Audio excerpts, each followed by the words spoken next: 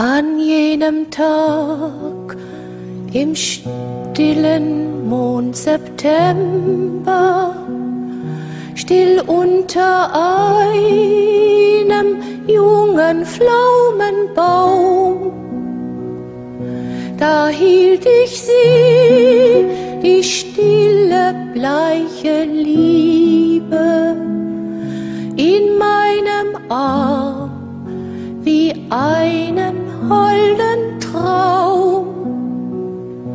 Und über mir im schönen Sommerhimmel war eine Wolke, die ich lange sah. Sie war sehr weiß und ungeheuer oben, und als ich aufsah, war sie nimmer da. Seit jenem Tag sind viele, viele Monde geschwommen still hinunter und vorbei. Die Pflaumenbäume sind wohl abgehauen.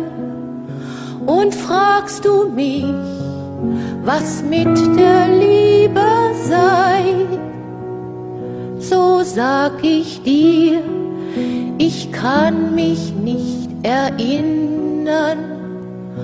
Und doch gewiss, ich weiß schon, was du meinst.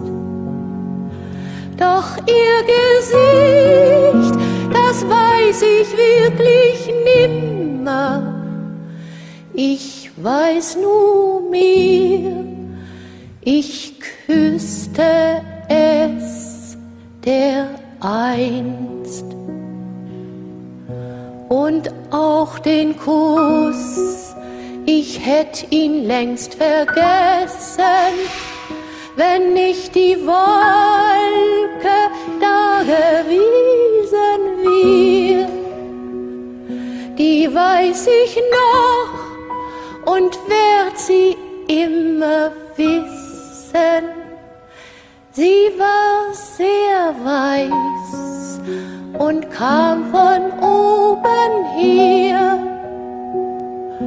Die Pflaumenbäume blühen vielleicht noch immer, und jene Frau hat jetzt vielleicht ihr 7.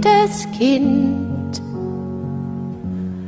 Doch jene Wolke blühte nur Minuten, und als ich aufsah,